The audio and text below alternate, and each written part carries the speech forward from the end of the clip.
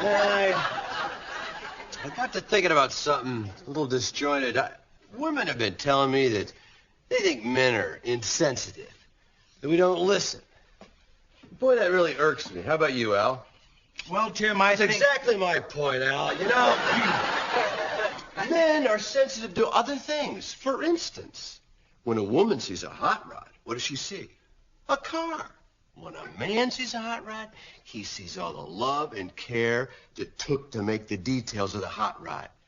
To illustrate my point, I've invited a good friend of mine, Fred Axelby from Axelby's Street Rods, down here in the show. He's actually the one that motivated me to build my own hot rod.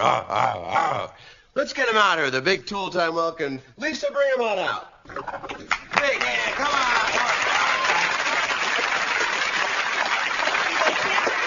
Thank you, Lisa.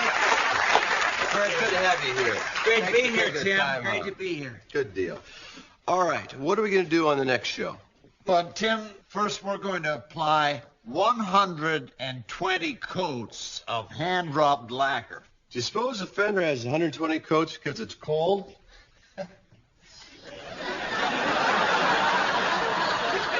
I really doubt it, Tim. Well, it sounds like a lot of work, though. Oh, it is, Tim, but it's worth it if you're a real detail man. Details. See, it's exactly my point. Well, there is one detail, Tim. Now, we don't have any more time for details. Join me next time when we put this fender back. Now, we just put that primer on backstage. Was that the detail, Al? Yes, it was, Tim. Well, anyway, thanks for being with us. I'm Tim, the Tool Man Taylor. Hoping all your lacquer finishes are glossy. See you next time.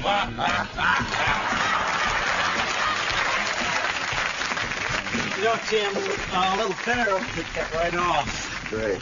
Good night, Lisa. Listen, I got some bad news. Murray called. He can't make the poker game tonight. Oh, no. You can't play with 3 men. Well, maybe we should call it off. No, we're not calling off. I don't care if I have to drag some idiot off the street. Excuse me, Tim. Al! Hey. Yeah? We need a 4th player for our poker game night. You want to join us? Oh, I haven't played in about 10 years. Perfect. Why don't you come over about 7:30 then? Okay. Who's playing? Well, it'll be Fred, myself, you, and Charlie, my brother-in-law. I think you've met him. Oh, just the guys, huh? You bet. Okay, well, what should I wear? Well, Al, I can't speak for Fred or Charlie, but I'd like to see you in something simple yet revealing. What you're saying is it doesn't matter. That's what I'm saying. Unless you get an evening dress off the I'll shoulder. see you 7:30. Oh, that smells. Do we have to eat it? No, honey, this isn't food. I'm going to give myself a facial tonight before I go to bed. Will you stir this for me? Hi. Hi. I got everything I need. Chips, soda, all ready for that poker game. Whoa, oh. Looks like your mom made some dip. Don't eat that! I know, it's for the company.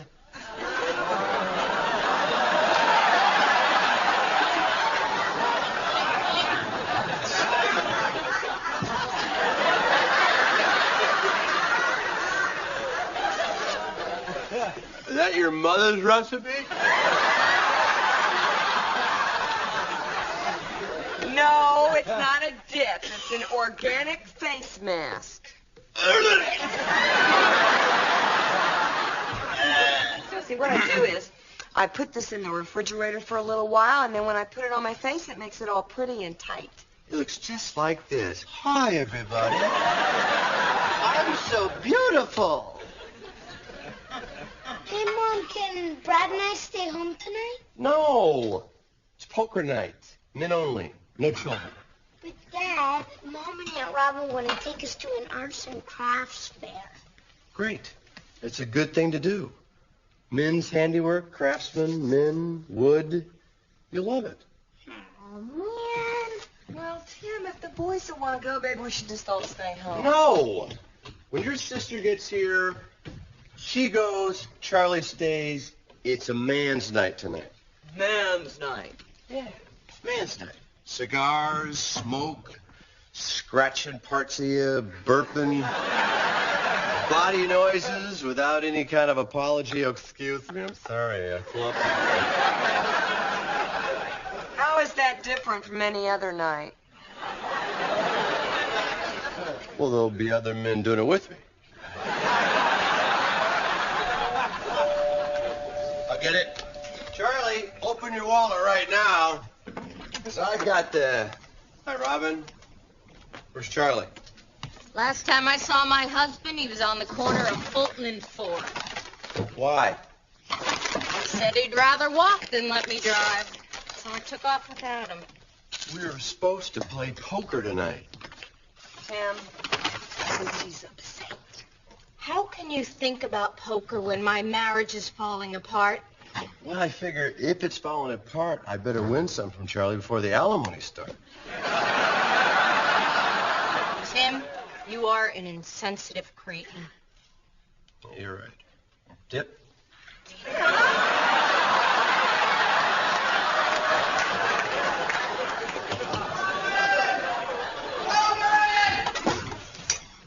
Hey, You nuts! Charlie. Hey, Tim. I told you you can drive here. Why did you leave me there? I didn't like your attitude. Charlie, what happened? I was driving over here, Jill, and she started nagging on me. Let me drive. Let me drive.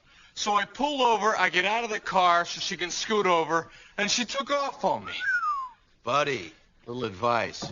When you're arguing in the car, don't get out. For your information, I wasn't nagging. Oh, well, what do you call that screaming in my ear for 14 blocks, Rob?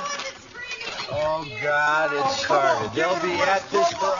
hours. You got to get your sister out of the house so you can play cards. Tim, she's my sister. I gotta help her. Well, take her to that craft fair, knit a rug, blow some glass. I don't care, but get her out of the house. We'll get them out as soon as they calm down, okay?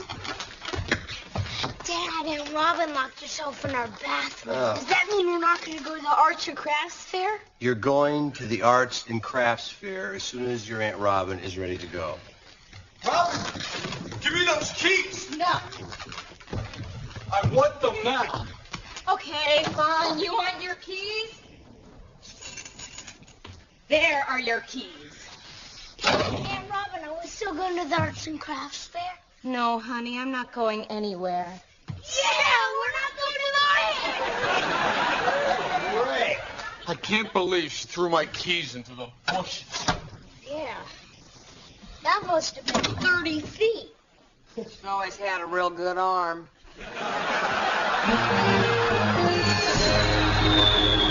Maybe I ought to just find my keys and get out of here. No. The guy's poker game is the last thing you got left in your life. Don't give up everything. Well, I've only been married 23 days, and every day it's been the same thing. Nag, nag, nag. Pick up your socks. Pick up your underwear. Pick up your dishes. Charlie, pick up your keys.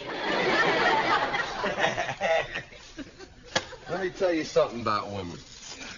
Women are a product of their mothers, and their mothers before that, and their mothers before that. This nagging is a genetic thing. It goes way back, you know. Maybe the caveman days. The Serengeti's quiet. You can hear a pin drop. But out of a cave hole, hey, Grab! Get your hairy butt out of that bed. Did you drag this wildebeest across this floor? I've been down in my knuckles and knees all day. I washed your loincloth this morning. Use some leaves, will you? Why do you think men invented the wheel? So we could leave home now and then.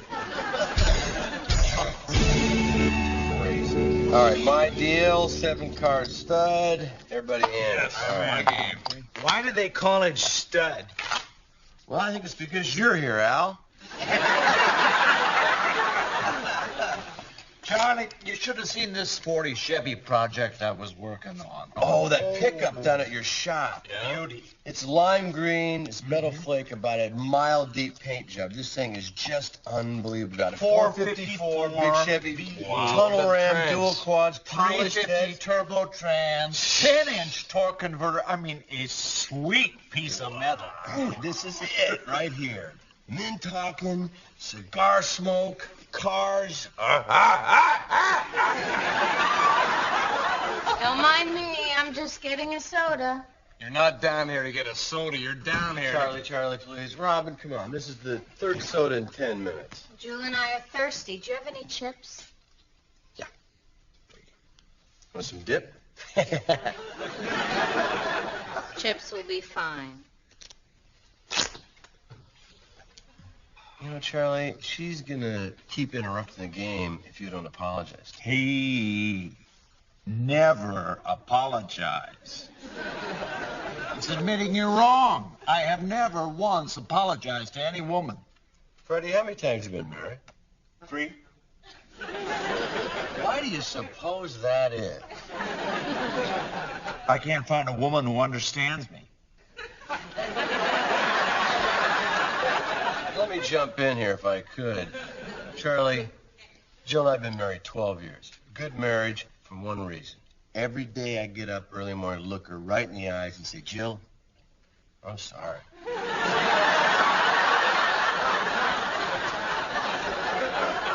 For what? Everything. Just being a man, having an Adam's apple, just breathing. That's it. Why should I apologize? She's the one who drove off. It doesn't matter who's at fault here. If you don't apologize, we're not going to play cards.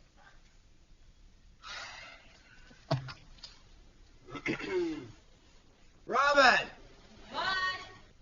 Come on down here. Charlie wants to say something to you. Now, when you apologize to a woman, just look at the floor and nod. All right. You know, the apology might be more effective if you really meant it. Guess which one of us at this table's not married? Boom.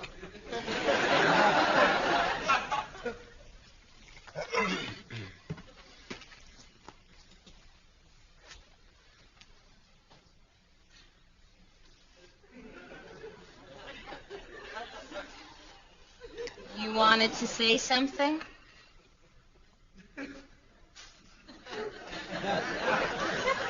I'm sorry.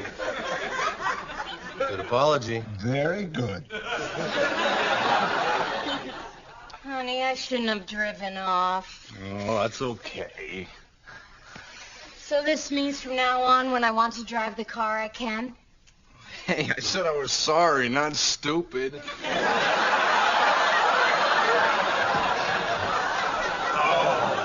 No!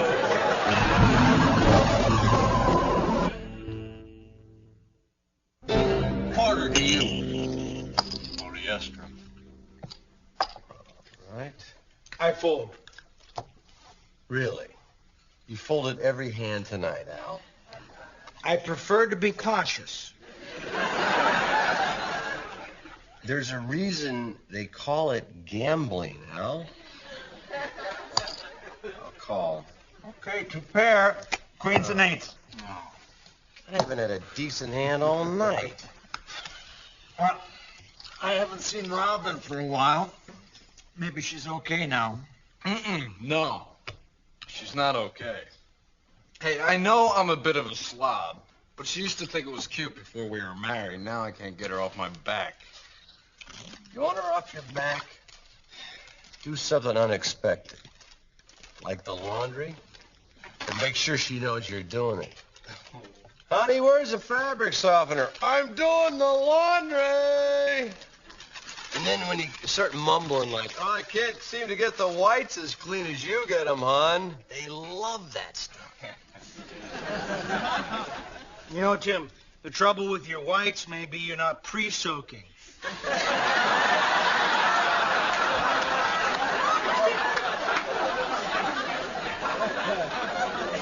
Thank you, Al. Let's ante up.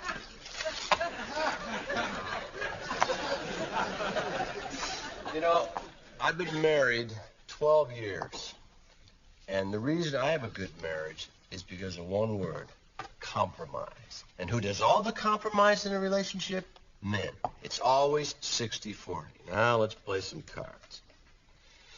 3 kings. Is that good?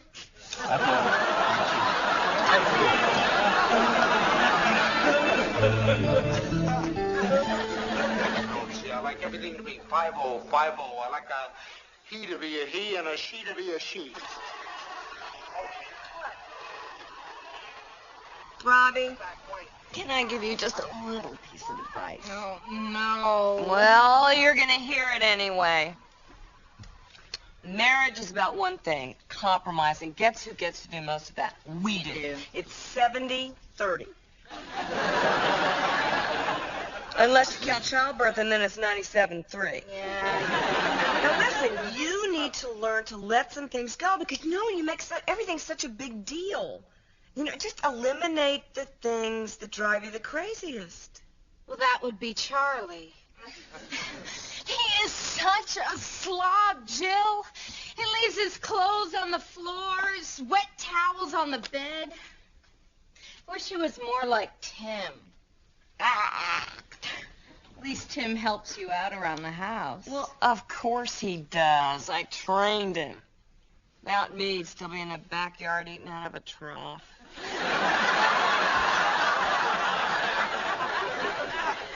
How did you train him?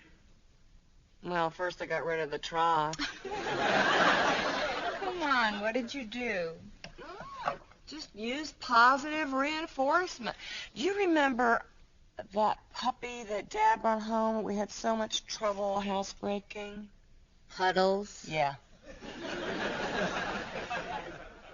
I did the same stuff with Tim that we did with Puddles. This is good. You taught him to roll over and play dead? No, Tim already knew how to do that. All right. Quarter to you, I'm in. I'm in. Me too. Al folds. I'm in. Well, you don't say. Welcome to the game, Al. It's about damn time. How much is the most you can raise? Well, there's a $3 limit, Daddy Warbucks. Okay, I raise that. Well, you must have something good. I'm out. I'm out. Better have something good. I'm sticking. What do you have, Al? A flush. All black cards, read 'em and cry.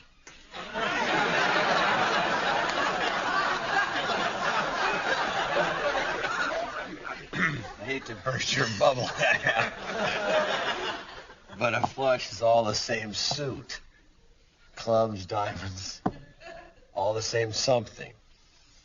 Oh. Then I fold.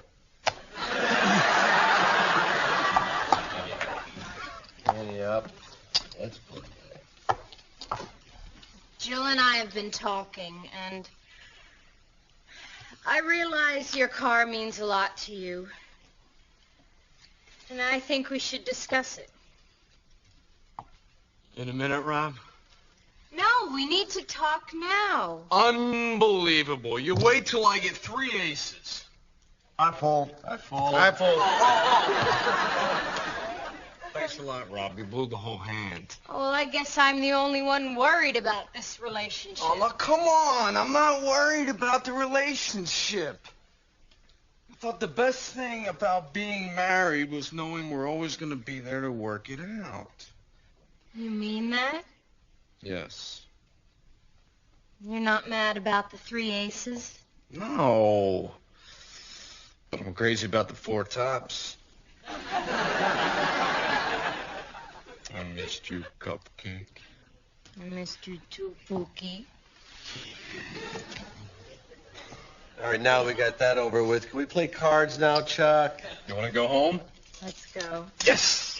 Charlie, where you going? We're playing cards here. See you next month, Tim. Charlie, you can't play with three guys. Charlie. Maybe Jill would like to join us. No, she wouldn't. Oh, thanks, Al. I love poker. Hey, you can't sit down at this table unless you can bench press 150 pounds. Oh. Al, sit down.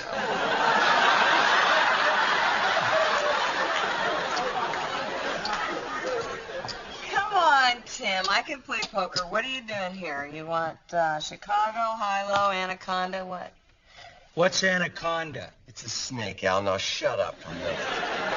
You can't play at this table unless you know the compression ratio of a 327 Chevy engine. Boy, you are really tough on your wife. Oh, talk about it, Mr. 3 alimony payment man. I'm very good to my wife. Then you should let her play. Yeah, that's right. Okay, great. Let's just lift up the felt, put down some doilies, get the sewing machine out. This is supposed to be men playing poker tonight. You can't play poker with 3 people. How about canasta? Well, now you're talking.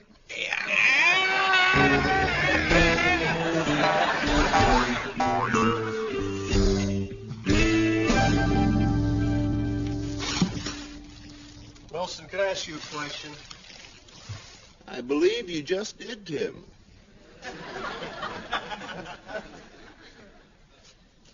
Heard a lot of noise coming from your house tonight. Yeah, it's Jill's sister and her husband, newlyweds. They're always fighting.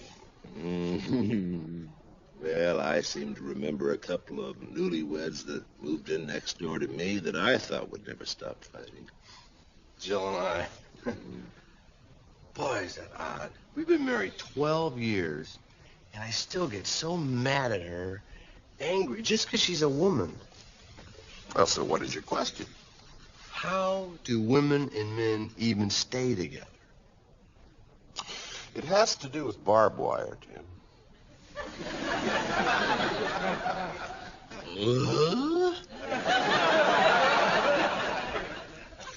As a boy, I used to spend summers at my Uncle Leonard's farm, and at the edge of his property, he had a huge oak tree. Running through the middle of that tree was an old barbed wire fence. Went right through the tree? Right through the middle of the tree. When a tree is planted close to a fence, it has nowhere to grow. As it expands and grows bigger, it extends over the fence and slowly envelops the wire. The two separate entities gradually become one. Am I the tree or the barbed wire? Well, I don't think you're the tree, Tim. The point is the two were joined without destroying the tree or losing the integrity of the fence. It's almost as if they belong together. Like Jill and me. Oh. Well, I don't know, Tim, but it looks like everything in the universe is in harmony tonight. Not quite yet, Wilson. Hi. Hi. I'm sorry your poker night turned out to be a bust. Well, it certainly wasn't your fault. And I do apologize for being so rough. It's just that sometimes I don't know where my fence ends and your tree begins. Huh? I just wanted one night playing poker with the guys. With the guys? That was it. Well, I think I can give that to you. Just call me Murray. So, how about those Pistons? Think they'll win the series?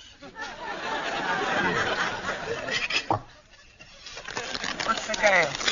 Depends what we're playing. High card. What are the stakes? Winner has to kiss the loser. Murray.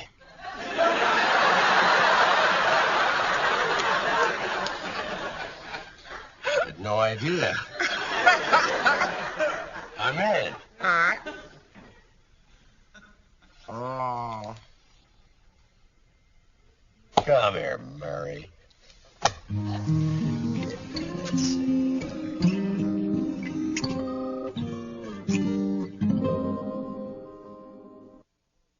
Before we go, let's take one last look at this fender. Boy, that hard work paid off, Al. We applied 120 coats of lacquer. We, Tim? Well, you did the first layer of lacquer. I did the next 119. Well, like I said, between us, we applied 120 coats. You know, this fender reminds me of a good marriage. Stick with me on this one. All you see on the outside is a shiny lacquer finish. You don't know about the hard work that went into it. Like a good marriage. You see a good marriage on the outside, but don't know about the hard work that went into it. The enameled finish and the marriage both need hard work and dedication to make them come out right. The only difference is you want your mother-in-law to steer clear of your marriage, but right in front of your fender. Just kidding, Donna. Well, that's it for me, Tim, the Tool Man Taylor, with my buddy Al, saying so long. See you next time.